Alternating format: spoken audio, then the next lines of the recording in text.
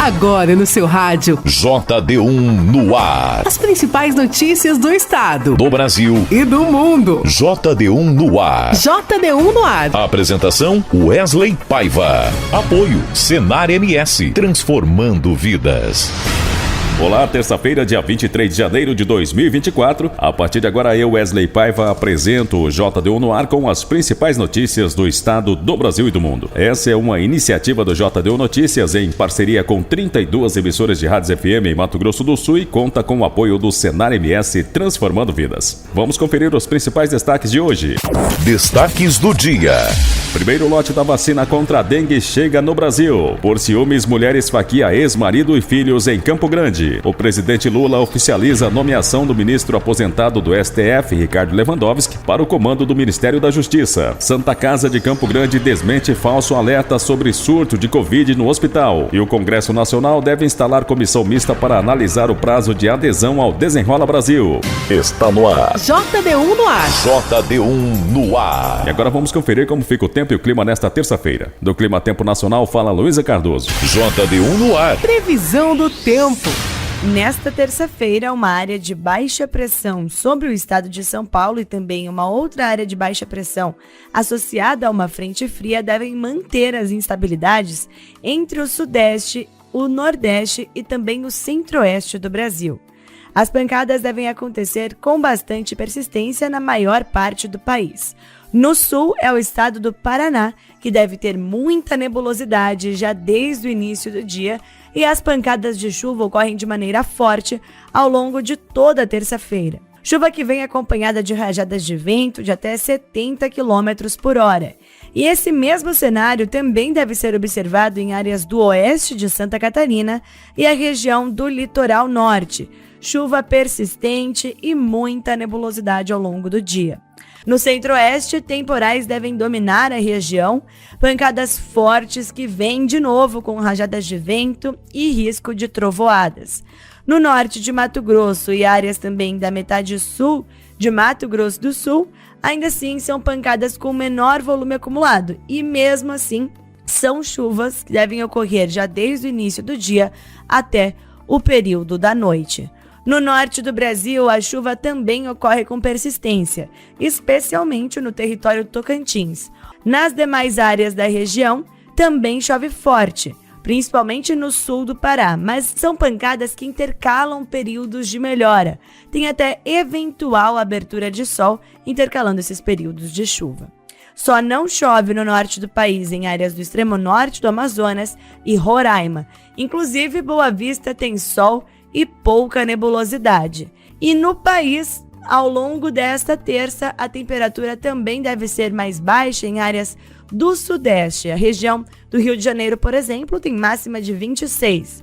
Já nas áreas do centro-oeste, temperaturas um pouco mais elevadas. 30 previstos para Cuiabá, Manaus, 29 em Salvador e em Porto Alegre, mesmo sem chuva, agora com o retorno dessa incidência solar, a máxima fica na casa dos 27 graus. JD1 no ar. Agro. E vamos conferir as principais cotações do mercado agropecuário de hoje, começando com a arroba do boi gordo, que está cotado a R$ 225,50. A arroba da vaca gorda hoje está cotado a R$ 212. O milho seco saca 60 quilos, cotado a R$ 47. E a soja em grãos também saca 60 quilos, cotado a R$ 105,50. Essas foram as principais cotações do mercado agropecuário de hoje, terça-feira. JD1 no ar.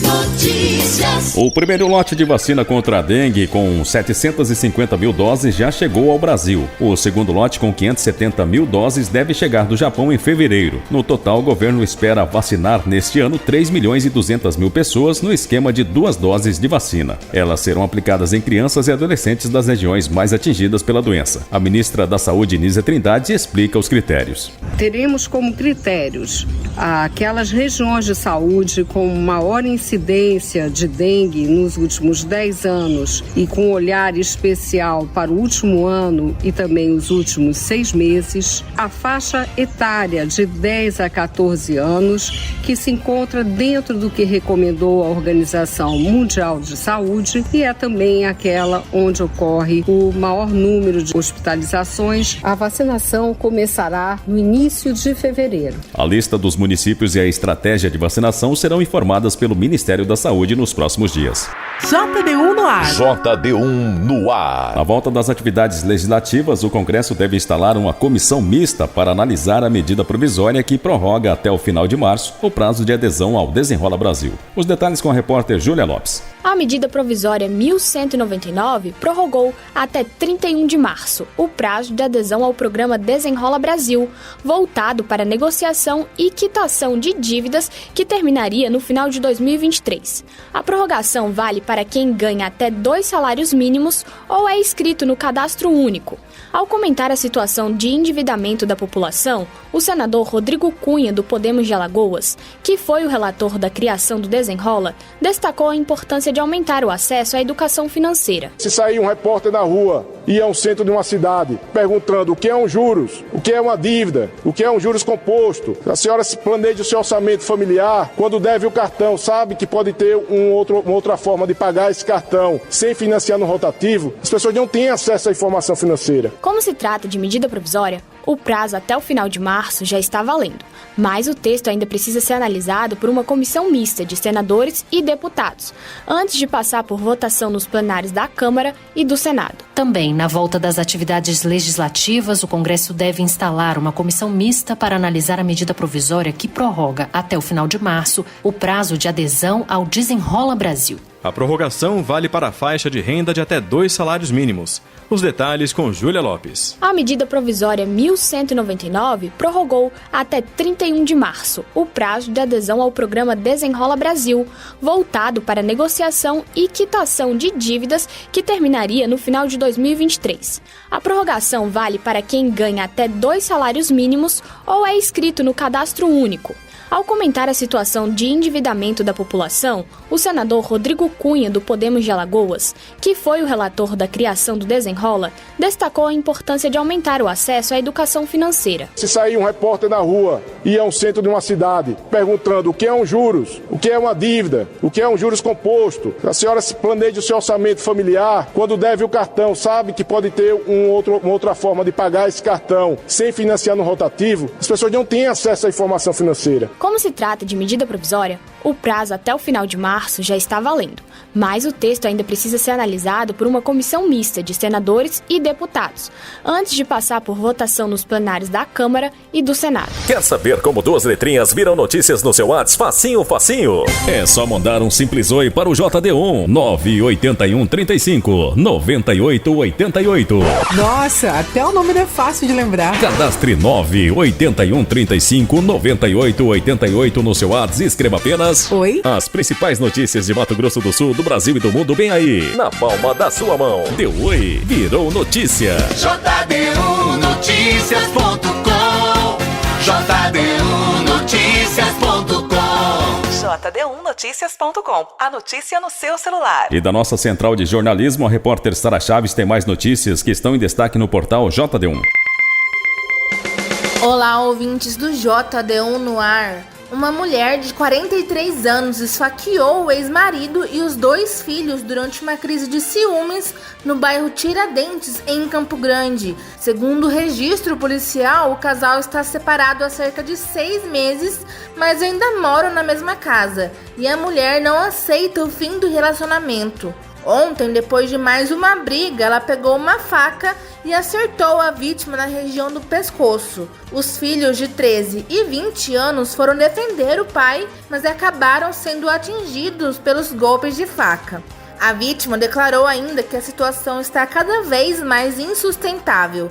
O caso foi registrado na TEPAC Cepol de Campo Grande como homicídio simples na forma tentada, lesão corporal dolosa e violência doméstica. O homem irá representar criminalmente contra a ex-mulher. Um episódio de agressão e violência doméstica foi flagrado por um delegado que evitou um possível feminicídio em Dourados.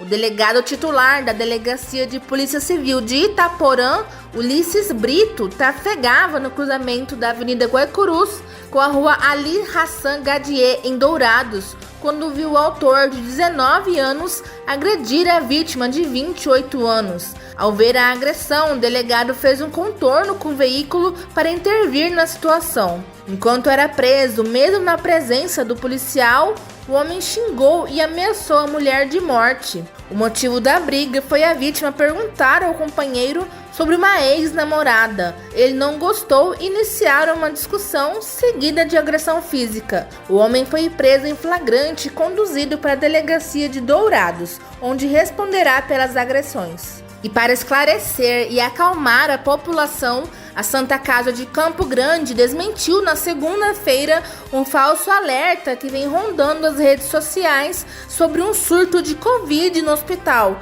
que supostamente teria deixado a instituição sem vagas para internação de novos pacientes. Em nota, o hospital explica que a informação não é verdadeira e detalha que a internação de pacientes com Covid ainda é normal, mesmo com o fim do estado de pandemia. Até o dia 21 de janeiro, haviam 4 pacientes diagnosticados com a doença internados na Santa Casa, todos com boas condições clínicas. Além dos casos, o áudio que circula nas redes sociais aponta 5 mortes causadas pela doença somente no hospital. A informação, que também é falsa, não condiz com os dados divulgados pela instituição.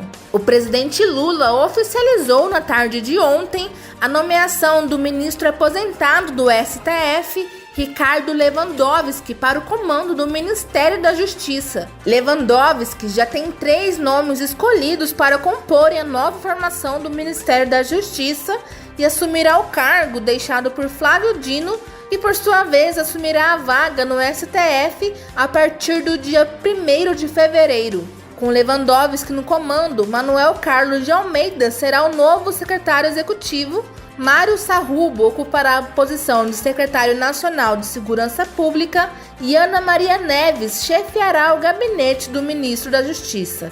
Sara Chaves para o JD1 no ar. JD1 no ar. Apoio Senar MS, transformando vidas.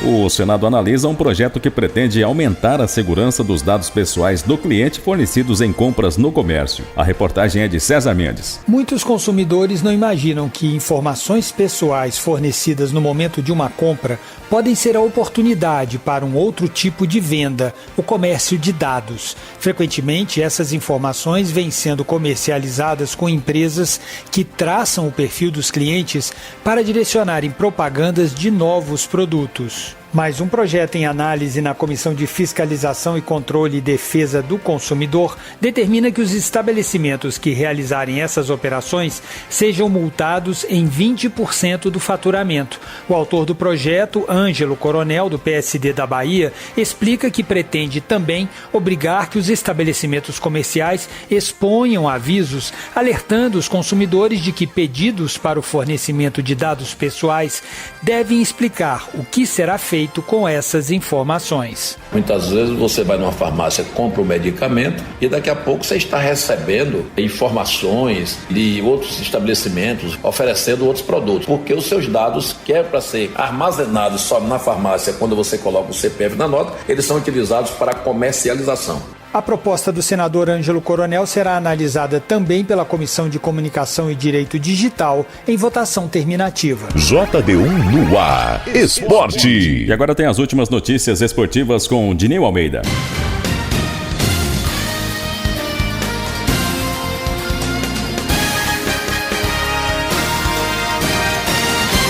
Pré-olímpico. O Brasil começa hoje a caminhada rumo a Paris 2024 no futebol. Foram semanas de preparação desde a convocação em dezembro e o Brasil abre hoje às 16 horas horário de Mato Grosso do Sul, com transmissão do Sport TV, a sua participação no pré-olímpico na Venezuela.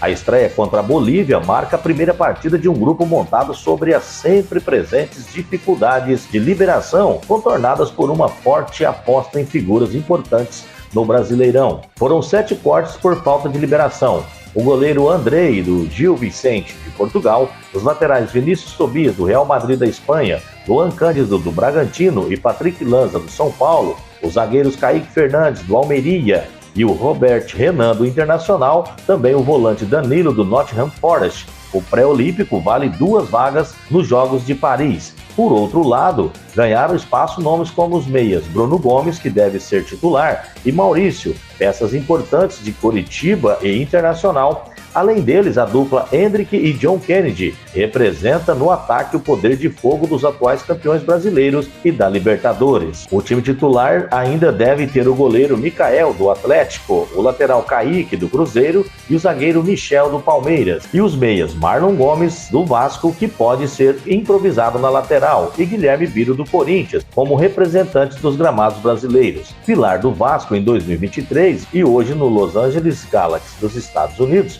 o atacante Gabriel Peck corre por fora. O grupo da seleção brasileira está com Micael, Kaique e Matheus Donelli no gol. Defensores: Kelvin, Kaique Bruno e Riquelme, Luan Patrick, Lucas Fazon, Arthur Chave, Michel e Ronald. Os meias: Andrei Santos, Marlon Gomes, Alexander, Bruno Gomes, Pirani e Maurício. Os atacantes: Marquinhos, Giovani, Gabriel Peck, Guilherme Biro, John Kennedy e Hendrick. Por não se tratar de uma competição FIFA, os clubes têm a prerrogativa de liberar ou não seus atletas para o pré-olímpico. De qualquer forma, mesmo com as dificuldades, a comissão técnica conseguiu montar uma equipe valorizada. Em relação à edição anterior do torneio, o grupo tem um atleta a mais atuando em solo brasileiro. Em 2020, na Colômbia, o então treinador André Jardine lidou com 8 cortes por não liberação. O valor de mercado agregado da equipe também aumentou consideravelmente, de 230 milhões de reais para 742 milhões de reais,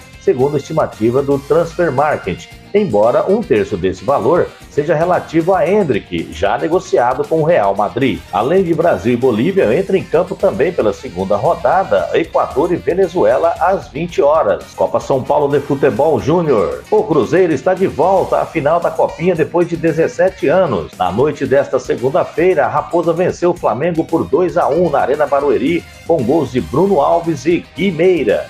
Wellington descontou para o rubro-negro. Com o resultado, o jovem time mineiro, que é dono da melhor defesa da competição, sofreu apenas 2 gols até aqui, manteve vivo o sonho do bicampeonato para o clube e disputou até hoje 3 decisões e foi campeão em 2007 em cima do São Paulo. O maior vencedor da Copinha, o Corinthians, está em mais uma final da principal competição de base do país. Na noite desta segunda, o Timãozinho, que já venceu o torneio 10 vezes, não tomou conhecimento do Novo Horizontino e com um gol de hat-trick do centroavante Arthur Souza, fez 3-0 na equipe do interior para se garantir na decisão para enfrentar o Cruzeiro, que eliminou o Flamengo. Referência no Timãozinho no ataque, o centroavante Arthur Souza foi o nome do jogo. O jogador anotou um hat-trick com 2 golaços e demonstrou muito poder de finalização em Itaquera. A conta poderia ser ainda maior, já que ele marcou outro gol no confronto, porém bem anulado pelo VAR, por irregularidades no início da jogada. No fim, o garoto dedicou os gols à namorada e aos familiares que estiveram nas arquibancadas da Neoquímica Arena. A decisão da Copa São Paulo de Futebol Júnior será disputada entre Corinthians e Cruzeiro na próxima quinta-feira, aniversário da capital paulista. Tradicional palco da decisão do torneio de base no estádio do Pacaembu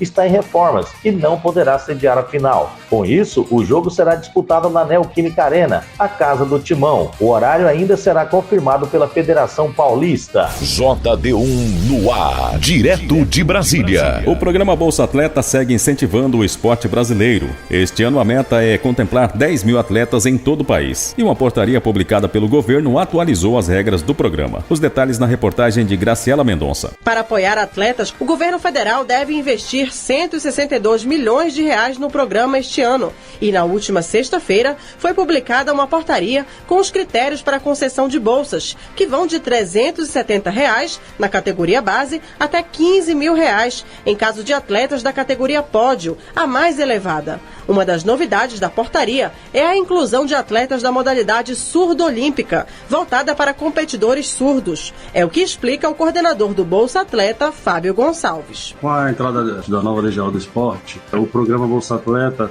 passou a contemplar também, junto com as modalidades olímpicas, paralímpicas, a modalidade surdo-olímpica. A portaria também define como será a extensão do benefício para gestantes e puérperas do programa. A atleta deve comunicar a data de início da gestação e a previsão de parto ao Ministério do Esporte, com laudo médico, e após o nascimento, enviar a certidão. Isso para garantir o acréscimo do benefício, que será pago durante a gestação e nos 6 meses após o nascimento do bebê, totalizando 15 meses de pagamentos. Antes, o valor era pago até o limite de 12 meses. O coordenador do Bolsa Atleta, Fábio Gonçalves, fala sobre a ampliação do benefício. A atleta ela tem o direito dela reservado e, além disso, ela tem mais três prestações de bolsa, vamos assim dizer, mais 3 bolsas a receber depois do período de 12 meses, que é o período de 12 meses que o edital contempla a bolsa, né? A portaria detalha ainda a faixa etária de cada categoria, para atleta nacional, internacional, olímpico, paralímpico ou surdo-olímpico e atleta pódio, a idade mínima de concessão é de 14 anos. Para a categoria estudantil, entram atletas de 12 a 20 anos. E no caso dos atletas de base, a faixa é de 12 anos a 19 anos. A portaria traz ainda todas as informações sobre inscrições e critérios para concessão de bolsas. Para saber mais, acesse gov.br/esporte. Avança na Câmara projeto que dá tratamento isotônico de crenças em política de incentivo ao turismo religioso. Reportagem Luiz Cláudio Canuto. A Comissão de Turismo aprovou o projeto que estabelece o tratamento isonômico de todas as crenças religiosas em políticas públicas de incentivo e apoio ao turismo religioso. A proposta teve como relator o deputado Eduardo Bismarck, do PDT do Ceará, que apresentou o parecer pela aprovação. Como explica o relator, o texto determina que essa isonomia esteja presente nos processos de formulação e execução de políticas públicas sobre turismo religioso. O deputado Paulinho Freire, do União do Rio Grande do Norte, leu o relatório e defendeu o projeto. Existem vários eixos no turismo que nós temos que começar a trabalhar para deixar a sazonalidade do turismo e tornar nas cidades um turismo permanente. E o turismo religioso é um desses, que tem uma importância maravilhosa. E esse projeto ele traz a isonomia das religiões, porque às vezes as prefeituras, os governadores, eles fazem parte de uma religião e tratam de forma diferenciada. E esse projeto vem para que seja todas as religiões, até aquelas minoritárias, que elas possam ser tratadas de forma isonômica. O projeto foi apresentado em 2022 pelo agora ex-deputado Roberto Alves, do Republicanos de São Paulo. Em sua justificativa, ele afirma que 86,3% da população é religiosa e o turismo religioso no Brasil vem crescendo. O parlamentar citou dados do Ministério do Turismo, segundo os quais o turismo religioso é responsável por gerar mais de 15 bilhões de reais anualmente.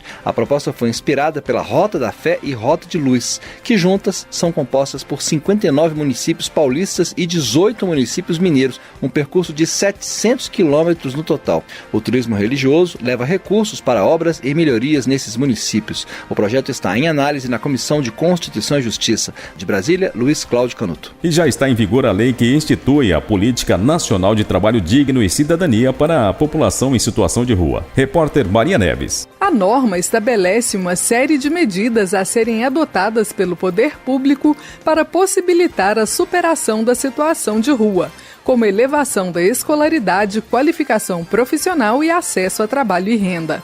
A nova legislação teve origem em projeto da deputada Érica Hilton, do PSOL paulista, aprovado na Câmara em outubro do ano passado. No Senado, o texto foi acolhido em dezembro, sem alterações. O Brasil já contava com uma política para a população de rua, mas prevista apenas em um decreto de 2009 e menos abrangente que a lei que entra em vigor. O relator do projeto na Câmara, deputado Orlando Silva, do PCdoB paulista, ressalta que o decreto não foi suficiente para resolver o problema da população de rua. Embora louvável a iniciativa, percebemos que ela não foi capaz de efetivamente atenuar o problema das pessoas vivendo nessa situação. O crescimento vertiginoso da população de rua durante e após a pandemia da Covid-19 é claramente perceptível nos grandes centros urbanos do país por qualquer um que transite pelos espaços públicos das cidades. Estudo realizado pelo Instituto de Pesquisa Econômica Aplicada mostrou crescimento de 211% na população de rua entre 2012 e 2022. Nesse último ano, o país contava com 281.472 pessoas nessa condição. Somente de 2019 para 2020, depois do início da pandemia, portanto, o crescimento foi de 38%. Conforme ressalta Orlando Silva, a nova lei tem um olhar atento a trabalho e moradia, mas traz outras iniciativas que vão contribuir muito para solucionar o problema. O texto prevê, por exemplo, que o Estado deve oferecer cursos permanentes de capacitação profissional à população em situação de rua. Aqueles que aderirem às atividades de qualificação terão direito a receber um incentivo financeiro. Essa bolsa poderá ser acumulada com outros benefícios sociais. Outra iniciativa prevista para melhorar a inclusão da população de rua no mercado de trabalho é a criação de incubadoras sociais por parte de estados e municípios que aderirem à política nacional. As incubadoras deverão garantir condições de trabalho, espaço físico e equipamentos necessários aos projetos, além de oferecer os recursos financeiros. O texto também prevê a criação de cooperativas sociais ligadas a pessoas em situação de rua. As cooperativas devem organizar instalações, horários e jornada de trabalho para pessoas em situação de rua. Elas também deverão desenvolver programas especiais de treinamento para aumentar a produtividade e a independência econômica e social desses indivíduos. Nos locais que aderirem à política, o poder público deverá criar ainda uma rede de centros de apoio para prestar atendimento e orientação às pessoas em situação de rua que busquem inserção no mercado de trabalho. De Brasília, Maria Neves. Termina aqui o JD1 no ar de hoje, terça-feira, dia 23 de janeiro de 2024. Com a apresentação de Wesley Paiva, o JD1 no ar é uma iniciativa do JD1 Notícias em parceria com 32 emissoras de rádios FM em Mato Grosso do Sul e conta com o apoio do Senar MS. Para você ouvir novamente essa edição em podcast ou acompanhar outras notícias do estado, do Brasil e do mundo, acesse o nosso portal www.jd1noticias.com. Aproveite bem a sua terça-feira e até amanhã. Você ouviu? As principais notícias do estado, do Brasil e do mundo. JD1 no ar. Apoio Senar MS, transformando vidas.